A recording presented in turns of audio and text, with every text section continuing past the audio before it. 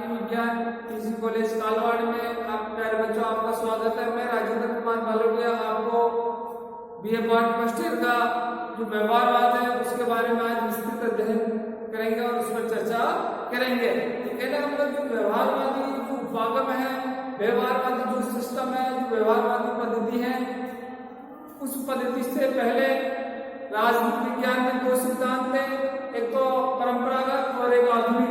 जो परंपरागत सिद्धांत है वो पुरानी परंपराओं से, रीति रिवाजों से और मूल्य पर, जो मूल्य सापेक्ष है उस पर बल देता है, जबकि जो आधुनिक परंपरागत सिद्धांत है राजनीति विज्ञान का वो मूल्य निरपेक्ष पर बल देता है।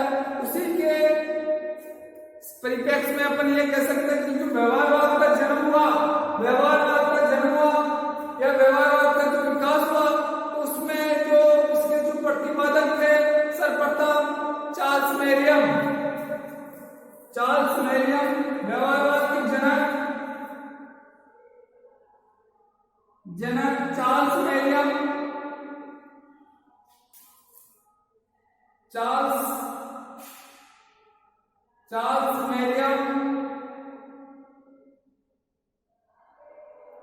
मेरियम को व्यवहारवाद का जनक कहा जाता है और व्यवहारवाद को एक श्रेष्ठ श्रेणी में, व्यवहारवाद को एक उच्च कोटि के माध्यम से अच्छा अध्ययन करने वाला या श्रेष्ठ विज्ञान बनाने में सबसे ज्यादा अगर किसी व्यक्ति को श्रेय जाता है तो वह व्यक्ति है डेविड स्टर्न। राजनीति विज्ञान को श्रेष्ठ विज्ञान बनाने का श्रेय, श्रेष्ठ विज्ञान बनाने का श्रेय, राजनीति विज्ञान को श्रेष्ठ विज्ञान बनाने का श्रेय किसको जाता है? David stern. तो अपन ये कह सकते हैं कि जो परंपरावादी राजनीति विज्ञान है उसके विरोध में जिस विचारधारा का उदय हुआ वो व्यवहारवाद का हुआ। तो अपन इसको नामेट नहीं कर सकते हैं कि परंपरावादी के बाद में ही व्यवहारवाद का जन्म हुआ। इसके प्रतिपादक चार्ल्स मेरियम और डेविड स्टर्न हैं।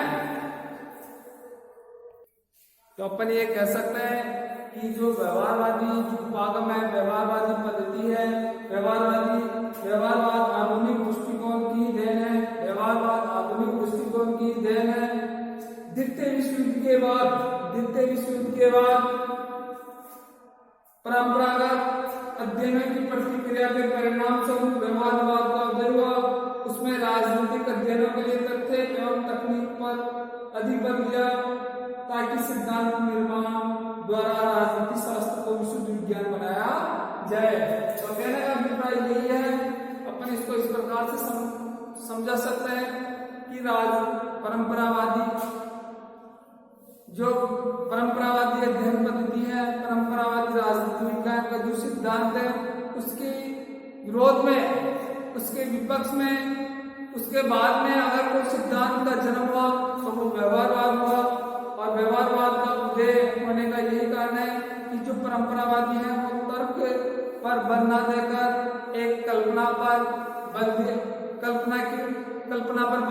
थे। कल्पना के माध्यम से उसको आकर्षक बनाना चाहते थे, कल्पना के माध्यम से राजनीति विज्ञान का अध्ययन करना चाहते थे। तो व्यवहारवाद में तर्क और तकनीक, व्यवहारवाद में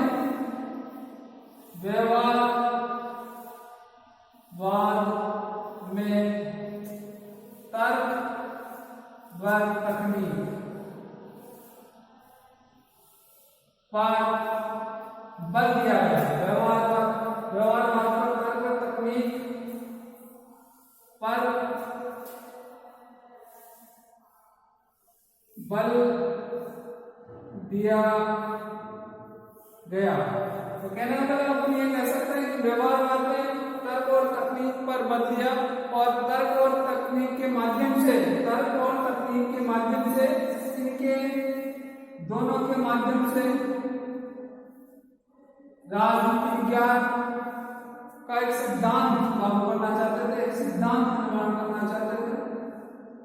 सिद्धांत निर्माण और सिद्धांत माध्यम से सिद्धांत, राजनीति में सिद्धांत निर्माण के माध्यम से राजनीति विज्ञान को शुद्ध विज्ञान, राजनीति विज्ञान को शुद्ध विज्ञान की श्रेणी में लाना चाहिए। शुद्ध विज्ञान की श्रेणी में लाना चाहते थे। तो अपन ये कह सकते हैं कि व्यवहारवाद में तर्क और तकनीक पर बल दिया गया। तर्क और तकनीक को अपनाकर एक सिद्धांत निर्माण करना चाहते थे। सिद्धांत निर्माण के माध्यम से शुद्ध विज्ञान की श्रेणी में लाना चाहते हैं। लेकिन इसके पीछे एक कारण ये भी है कि जब परंपरावादी जो विचारधारा है, राजनीति विज्ञान का जो परंपरावादी जो सिद्धांत है, वो असफल हो गया। असफल होने के पीछे जब अमेरिका में जो शिकागो शहर है, और शिकागो शहर में जब बाकी जो शिकागो में जो विश्वविद्यालय है, उस शिकागो विश्वविद्यालय में राजनीति का या व्यवहारवाद का गढ़ माना जाता है। जब राजनीति का गढ़ माना जाता है शिकागो विश्वविद्यालय को, तो उसमें जब सम्मेलन हुआ, वहां पर सम्मेलन हुआ, तो उसमें जो पुराने परंपरावादी राजनीति शास्त्री थे, उनकी अवहेलना कर दी गई, उनको अनदेखा कर दिया गया। तो उन्होंने ये सोचा, राजनीति शास्त्रियों ने, कि वास्तविकता में अपने जो सिद्धांत में कहीं ना कहीं कमी है। इस कमी को दूर करने के लिए चार्ल्स मेजर ने जो परंपरावादी जो सिद्धांत था राजनीति का, उसको निरर्थक या एक बेकार बताया गया। तो ये जो परंपरावादी सिद्धांत निरर्थक है, ये कोरी कल्पना है। वो कहने का मतलब परंपरावादी सिद्धांत में सपने तो दिखा दिया, सपने उड़ान तो भर सकते थे, सपने भी देख सकते थे, लेकिन उन सपनों को धरातल पर आने में काफी दिक्कत आई। उन सपनों को धरातल पर नहीं आ सकते हैं, क्योंकि सपने तो कोरे ही होते हैं और सपने कभी हकीकत में नहीं बदलते हैं। तो परंपरावादियों ने भी ऐसा किया। जब परंपरावादियों ने ऐसा किया, तो डेटविस्टन और चार्ल्स मेरियम, उन्होंने व्यवहारवाद का प्रतिपादन किया। और व्यवहारवाद का प्रतिपादन किया, तो जब उनकी राजनीति शास्त्रियों को शिकागो विश्वविद्यालय में जब सम्मेलन हुआ, उस समय उनको अनदेखा कर दिया। तो उन्होंने ये सोचा कि निश्चित तौर पर अपने सिद्धांत में कहीं ना कहीं कमी है। तो राजनीति विज्ञान में तर्क और तकनीक पर बल दिया गया। तर्क और तकनीक के माध्यम से एक सिद्धांत निर्माण लागू किया। जब सिद्धांत निर्माण लागू होगा, तो उनमें एकरूपता होगी। जब एकरूपता होगी, तो निश्चित तौर पर राजनीति को शुद्ध विज्ञान की श्रेणी में ला सकते हैं कि अपन राजनीति में अपन भविष्यवाणी कर सकते हैं। इस प्रकार का सिद्धांत का प्रतिपादन किया।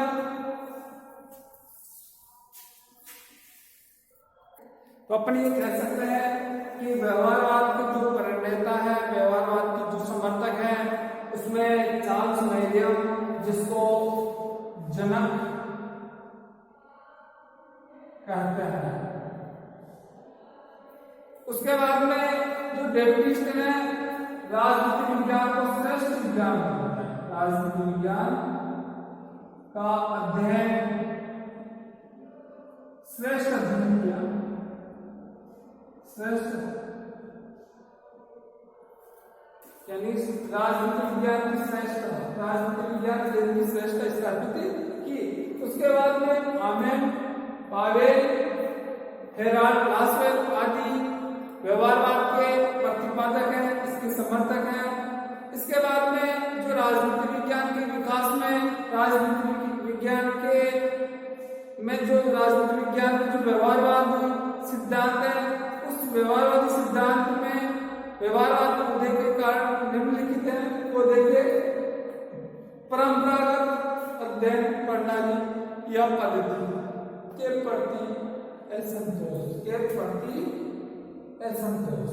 तो अपन ये कह सकते हैं कि परंपरावादी जो अध्ययन पद्धतियां थी, परंपरावादी जो सिद्धांत है, उसमें कौन कौन सी अध्ययन पद्धतियां थी? दार्शनिक। उसमें कौन कौन सी पद्धतियां थी? वो देखे, दार्शनिक पद्धति, ऐतिहासिक पद्धति,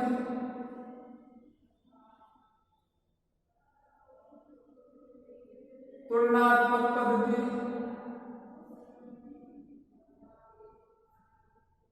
और विधि या कल्पनात्मक पद्धति। इन चारों अध्ययन पद्धतियों की दार्शनिक जो दर्शन विद्या पर ध्यान देता है, दर्शन की ओर अग्रसर होता है।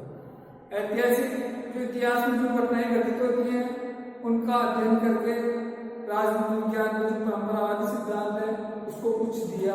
उसके बाद में तुलनात्मक, जिस प्रकार से अरस्तु महोदय ने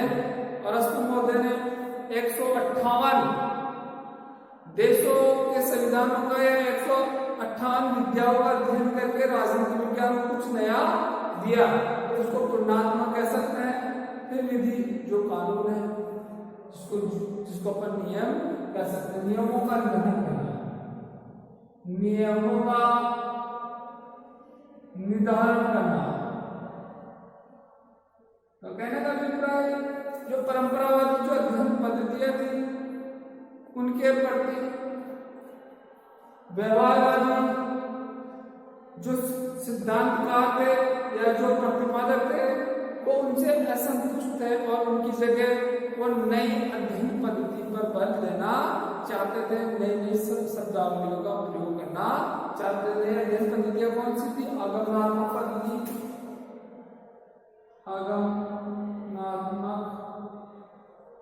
पद्धति, समाज विज्ञान पद्धति। तो कहना था समाज विज्ञान पद्धति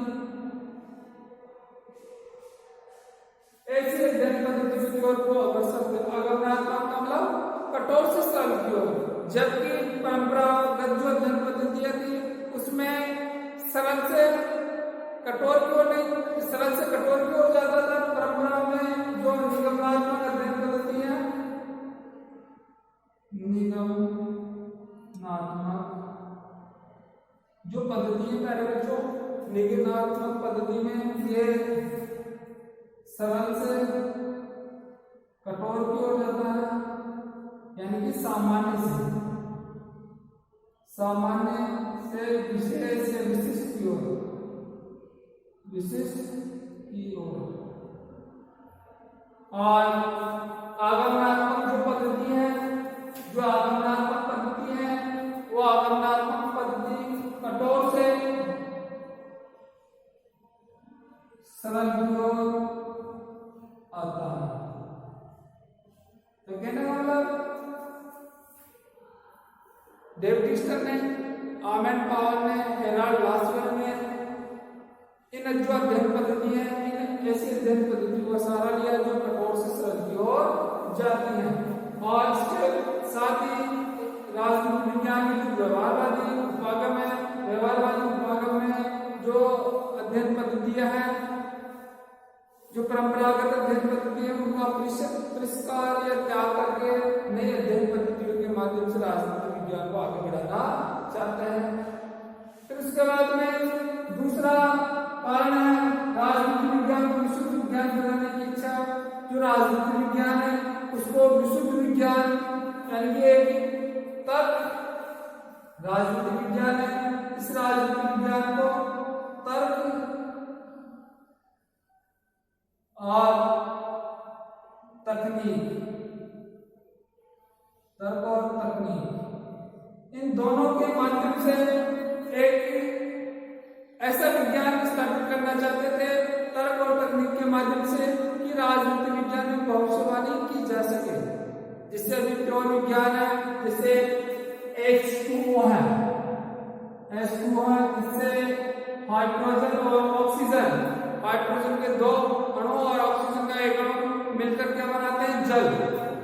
और जब जल बनता है तो अपन ये कह सकते हैं कि हाइड्रोजन और ऑक्सीजन से मिलकर जल बनता है। उसी प्रकार राजनीति विज्ञान में भी जो राजनीति विज्ञान का जो व्यवहारवाद उपागम है, उस व्यवहारवाद उपागम में भी यही सिद्ध करना चाहते हैं डेविड डिस्टर, लासवेल और चार्ल्स मैरियन, तर्क और तकनीक के माध्यम से राजनीति विज्ञान में भविष्यवाणी या राजनीति विज्ञान में सार्थकता सिद्ध कर सके। तो कहीं कहने का अभिप्राय ये है कि राजनीति विज्ञान विज्ञान बनाने की इच्छा वो रखते हैं व्यवहारवादी। और उसके बाद में जो तीसरा कारण है वो देखे राजनीति विज्ञान में वस्तुनिष्ठ व मूल्य अध्ययनों को बढ़ावा देना। राजनीति विज्ञान में वस्तुनिष्ठ व मूल्य अध्ययनों यानी मूल्य निरपेक्षताओं को बढ़ावा देना। वो देखिए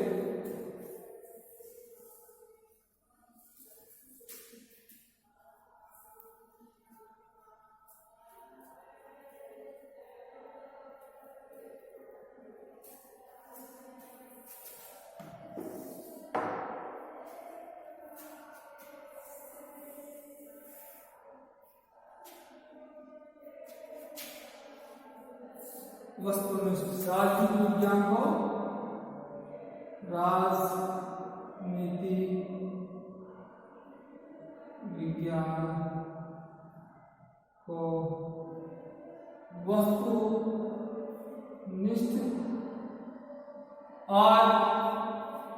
वस्तुनिष्ठ और मूल्य निरपेक्ष अध्ययनों को बढ़ावा देना। राजनीति विज्ञान के वस्तुनिष्ठ और मूल्य निरपेक्ष को बढ़ावा देना। कहने का अभिप्राय क्या है इसमें प्यारे बच्चों? वस्तुनिष्ठ भारत की सुख समृद्धि किया जाए, वस्तु के आधार पर अध्ययन। ये मूल्य निरपेक्ष का अभिप्राय यही है कि इसमें नैतिकता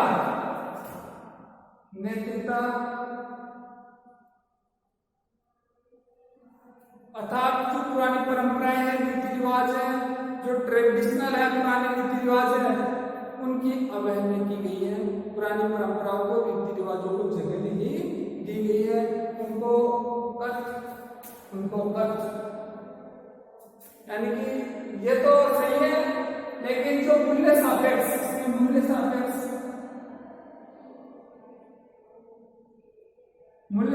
का मतलब मूल्य को अपनाना। और इसमें उत्तर व्यवहारवाद में मूल्य को अपनाया नहीं है, बल्कि इनको कट कर दिया गया। पुरानी परंपरा जो ट्रेडिशनल है उनको अपनाया नहीं गया है, बल्कि उनका त्याग कर दिया गया है और वापस वस्तुनिष्ठता और मूल्य निरपेक्षता को बढ़ावा दिया। उसका नेक्स्ट पॉइंट वो देखिए,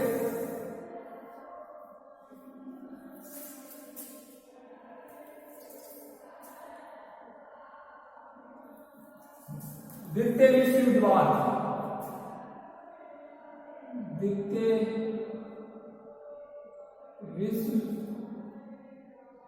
युद्ध में राजनीतिक शास्त्रियों की ऐसा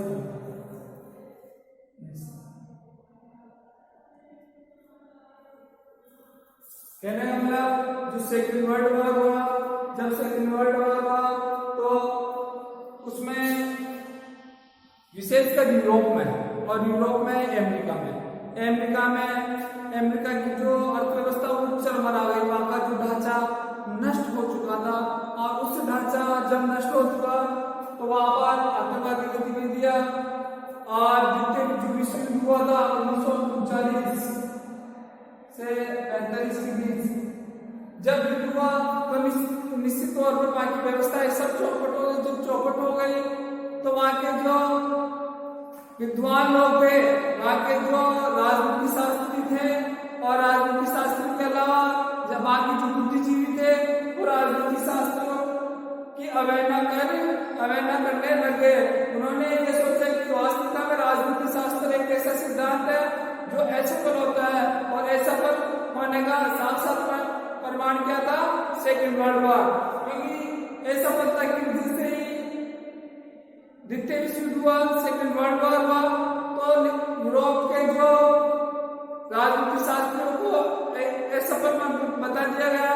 जब असफल बता दिया गया तो निश्चित तौर पर राजनीति शास्त्र ने यह सोचा सिद्धांत में कहीं ना कहीं कमी है तो इसमें सुधार किया जाए। तो अपन ये भी कह सकते हैं कि राजनीति विज्ञान एक सुधारात्मक शैक्षणिक आंदोलन है, सुधारात्मक एक शैक्षणिक आंदोलन है।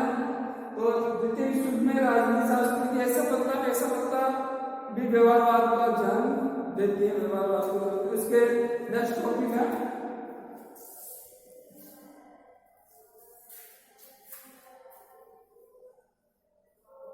अगला नेक्स्ट वो देखिए राजनीति शास्त्र में तत्व तकनीक आदत अध्ययनों को बढ़ावा देना। राजनीति शास्त्र में तकनीक व तथ्य को बढ़ावा देना।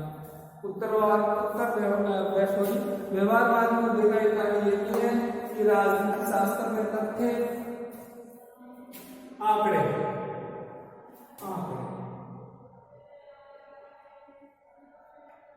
आंकड़े और नई तकनीक का साथ लेकर उत्तर व्यवहारवाद को बढ़ावा दिया, व्यवहारवाद का उदय किया। तो अपन ये कह सकते हैं कि जो व्यवहारवादियों ने अपने सिद्धांत में तकनीक और तथ्य के माध्यम से राजनीति विज्ञान को एक शुद्ध विज्ञान की श्रेणी में लाना चाहते हैं। उसके बाद में अगला टॉपिक है राजनीति विज्ञान के क्षेत्र में व्यापकता लाना। राजनीति विज्ञान के क्षेत्र में व्यापकता लाना। राजनीति विज्ञान के क्षेत्र में व्यापकता लाना। कहने का मतलब यह है कि जो राजनीति विज्ञान है, राजनीति विज्ञान में जो क्षेत्र था राजनीति से जुड़ा है, राजनीति के बारे में जानकारी प्राप्त करना। लेकिन राजनीति के साथ साथ जो व्यवहारवादी उपागम है, जो व्यवहारवादी सिद्धांत है, व्यवहारवादी सिद्धांत में राजनीति के साथ साथ सामाजिक राजनीतिक सामाजिक आर्थिक ऐतिहासिक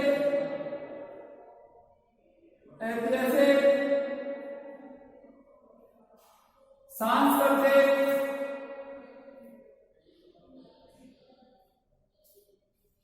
ऐसे सिद्धांतों पर बल दिया। कहने का मतलब राजनीति के साथ साथ गैर राजनीतिक क्षेत्रों को भी शामिल किया गया। ये भी राजनीति विज्ञान के उदय का कारण है। इसका क्षेत्र को बढ़ावा दिया गया, इसका क्षेत्र व्यापक होता गया। तो अपन ये कह सकते हैं कि राजनीति विज्ञान के क्षेत्र में व्यापकता लाना राजनीति विज्ञान में जो व्यवहारवादी उपागम है, उस व्यवहारवादी उपागम में ये उसका नेक्स्ट सिद्धांत है। उसके बाद में अगला सिद्धांत अपन ये कह सकते हैं मानव व्यवहार का समग्र अध्ययन करना। मानव व्यवहार का समग्र अध्ययन करना। मानव व्यवहार का समग्र अध्ययन।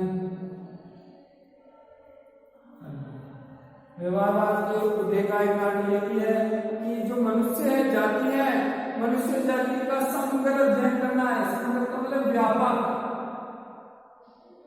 एक निश्चित विषय तक नहीं बल्कि अनेक विषय के माध्यम से राजनीति विज्ञान का अध्ययन करें। जिसको अपन कहते हैं कि अंतःशास्त्रीय उपागम के माध्यम से, राजनीति विज्ञान के क्षेत्र में व्यापकता लाई जाए, उसमें समग्रता लाई जाए। और जब समग्रता होगी तो निश्चित तौर पर उसमें भविष्यवाणी होगी। जब भविष्यवाणी होगी तो राजनीति विज्ञान को शुद्ध विज्ञान की श्रेणी में ला सकता है। उसके नेक्स्ट टॉपिक है राजनीति शास्त्र में सिद्धांत निर्माण को बढ़ावा देना।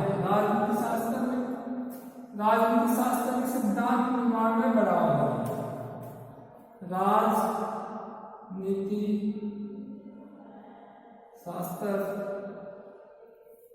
के सिद्धांत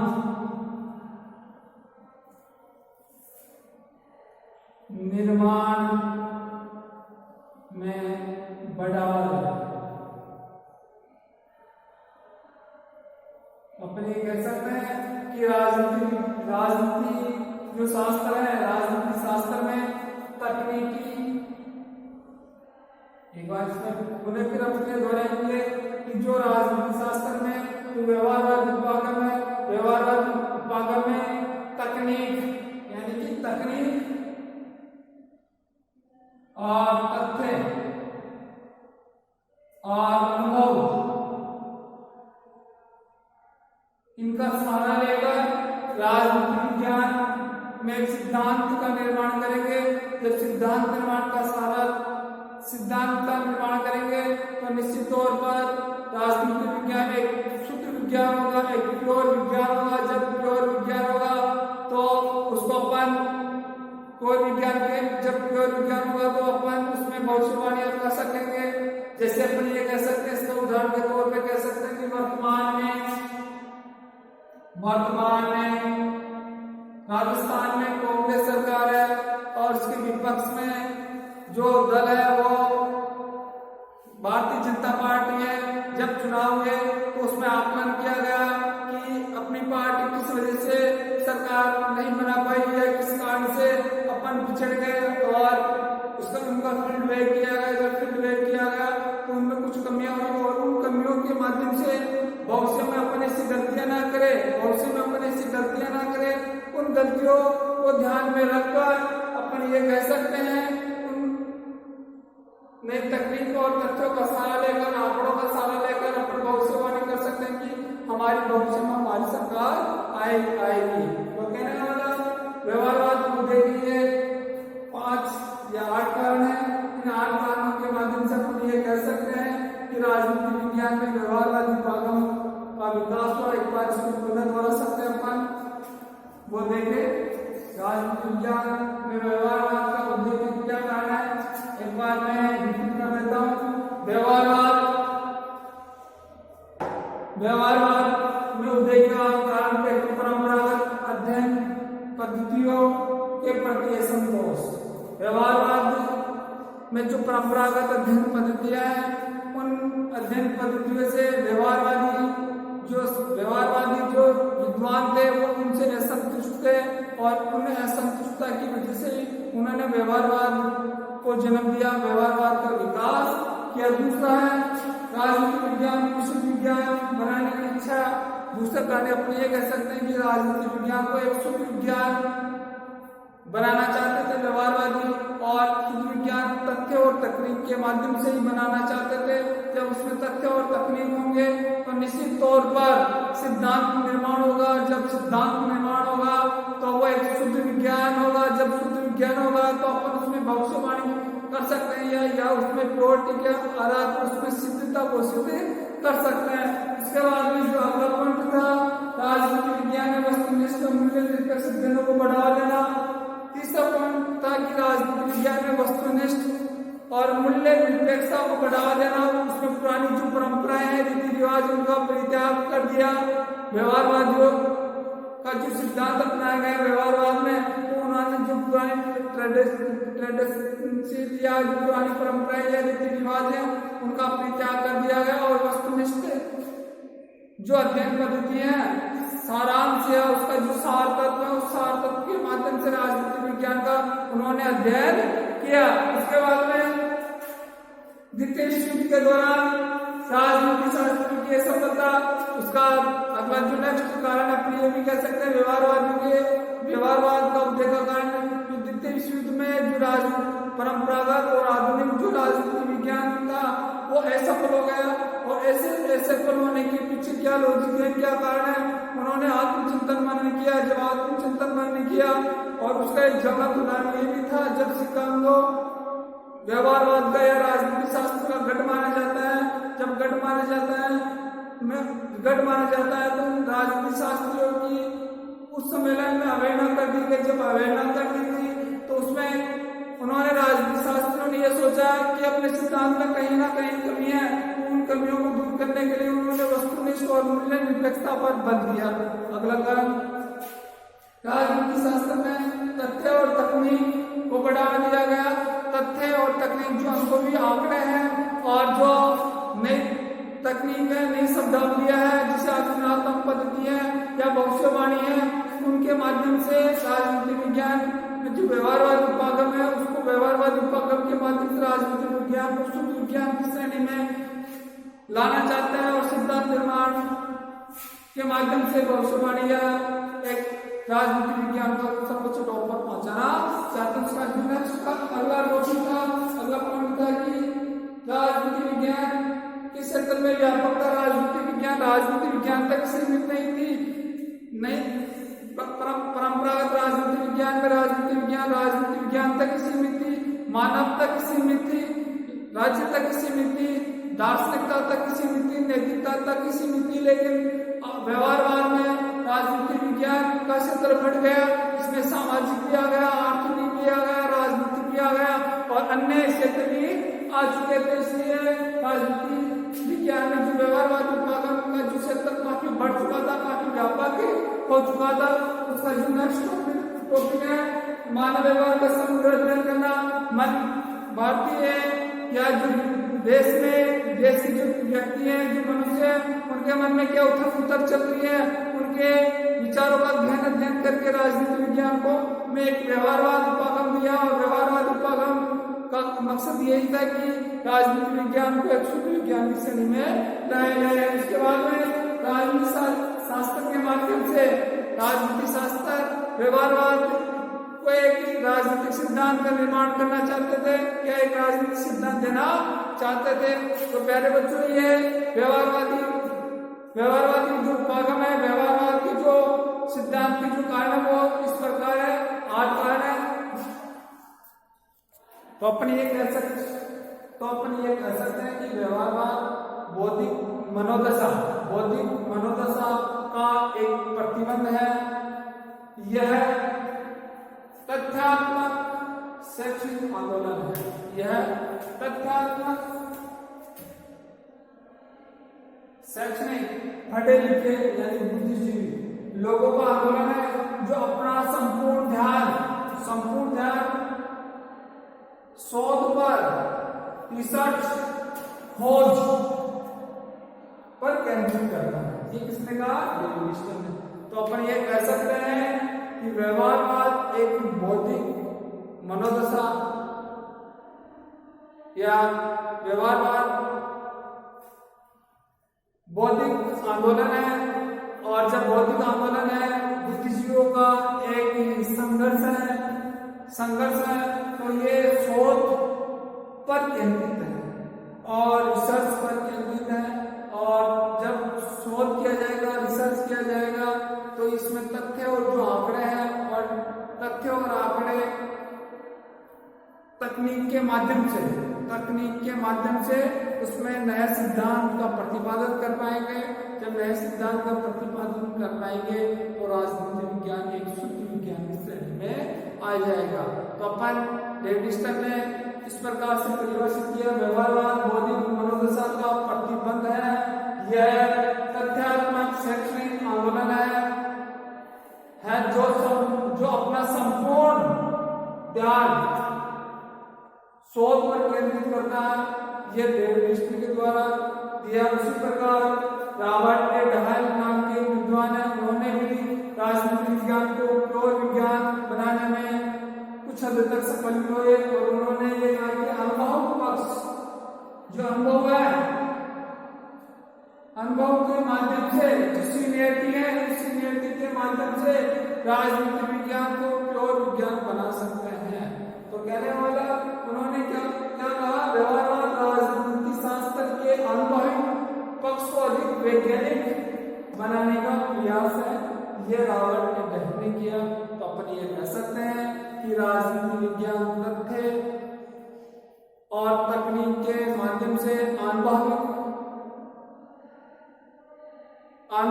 और शोध के माध्यम से राजनीति विज्ञान को अपन शुद्ध विज्ञान की कसौटी में खड़ा खड़ा कर सकते हैं। इसी प्रकार इसका अपन निष्कर्ष इस प्रकार से निकाल सकते हैं, वो देखिए व्यवहारवाद वह दृष्टिकोण है, व्यवहारवाद वह दृष्टिकोण है, व्यवहारवाद वह दृष्टिकोण है जो तथ्य और तकनीक, व्यवहारवाद वह दृष्टिकोण है जो तथ्य और तकनीक द्वारा व्यक्ति को, तथ्य और तकनीक द्वारा व्यक्ति को, तो अपन राजनीति विज्ञान के बारे में यह कह सकते हैं कि राजनीति व्यवहारवाद वह दृष्टिकोण है जो तथ्य और तकनीक द्वारा, तथ्य और तकनीक द्वारा व्यक्ति के राजनीतिक व्यवहार को अंतःशास्त्रीय दृष्टिकोण से मूल्य निरपेक्ष अध्ययन करने पर बल देते हैं, ताकि राजनीतिक व्यवहार में नियमितता पहुंचकर राजनीति शास्त्र में सिद्धांत निर्माण किया जा सके और उसे एक विशुद्ध विज्ञान बनाई जा सके। तो कहने का अभिप्राय ये कह सकते हैं, जिस प्रकार से डेविड ने व्यवहारवादी उपागम की 8 मान्यता दी गई, उस माध्यम के तहत पर अपने निष्कर्ष निकाल सकते हैं। तथ्य और तकनीक के माध्यम से राजनीति विज्ञान में अंतःशास्त्रीय उपागम के माध्यम से अन्य विज्ञानों के साथ संबंध स्थापित करके उसमें समग्रता ला सकते हैं। जब समग्रता लाने के बाद में उसमें राजनीति विज्ञान में व्यापकता या समग्रता लाने के बाद में राजनीति विज्ञान को शुद्ध विज्ञान की श्रेणी में ला सकते हैं। तो कहने का अभिप्राय राजनीति विज्ञान एक शुद्ध विज्ञान होगा, तभी उसमें भविष्यवाणी कर सकता है। इसका जो नेक्स्ट टॉपिक यह कि क्या राजनीति विज्ञान है, क्या राजनीति विज्ञान क्या है, तो राजनीति विज्ञान में व्यवहारवाद क्या है तो वो देखिए, परंपरागतवाद दार्शनिक और मूल्य सापेक्षता का विरोधी आंदोलन। तो व्यवहारवाद है क्या, वो देखिए एक बार व्यवहारवाद क्या है, व्यवहारवाद क्या है वो देखिए। ये व्यवहारवाद परंपरावाद दार्शनिक और मूल्य सापेक्ष का विरोधी आंदोलन है। परंपरावाद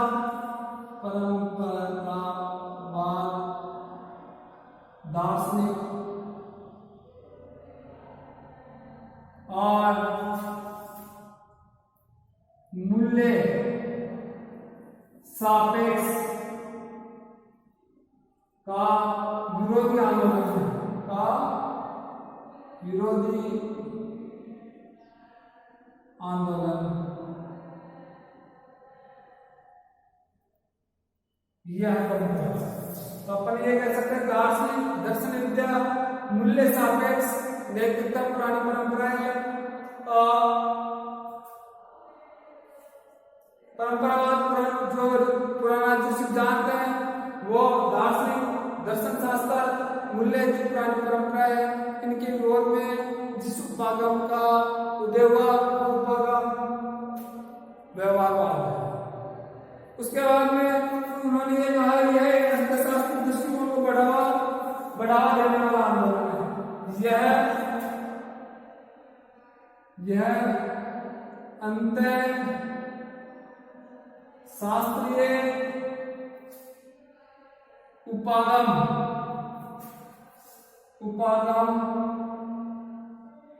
को बढ़ावा देने वाला सिद्धांत है।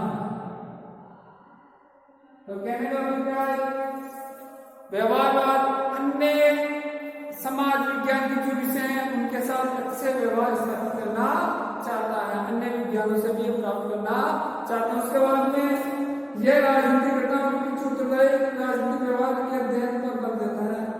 उसके बाद में उन्होंने कहा कि राजनीति में जो घटनाएं घटित होती है और राजनीति में जो घटनाएं घटित होती है उसके पीछे क्या लॉजिक है, क्या कारण है, उन कारणों का रिसर्च करना चाहता है, उन कारणों का पता लगाना चाहता है और उन कारणों के माध्यम से राजनीतिक विज्ञान को एक शुद्ध विज्ञान की श्रेणी में लाना चाहता है। अगला उसका कारण यह है कि यह राजनीति शास्त्र को तथ्यात्मक और वैज्ञानिक बनाने का आंदोलन है। यह राजनीति विज्ञान को तथ्यात्मक और वैज्ञानिक आंदोलन बनाने का एक कारण है। इससे ज्यादा राजनीति विज्ञान कुछ नहीं है। राजनीति विज्ञान को तथ्य और वैज्ञानिकता बनाने के पीछे जो व्यवहारवादी उपागम की जो प्रतिपादक है Harold Lasswell, Armand Powell, David Stern, उन्होंने यही उसके पीछे यही लॉजिक है कि द्वितीय विश्व युद्ध के बाद उनकी अवहेलना कर दी। जब अवहेलना कर दी गई तो एक ऐसी नीति का प्रतिपादन किया और उस नीति के माध्यम से राजनीति विज्ञान पुनः अपना जो इस तरह अपना जो कर रहा है वो कर उन्हें उसका बढ़ जाए। आज की क्लास यहाँ पे समाप्त होती है। जय हिंद।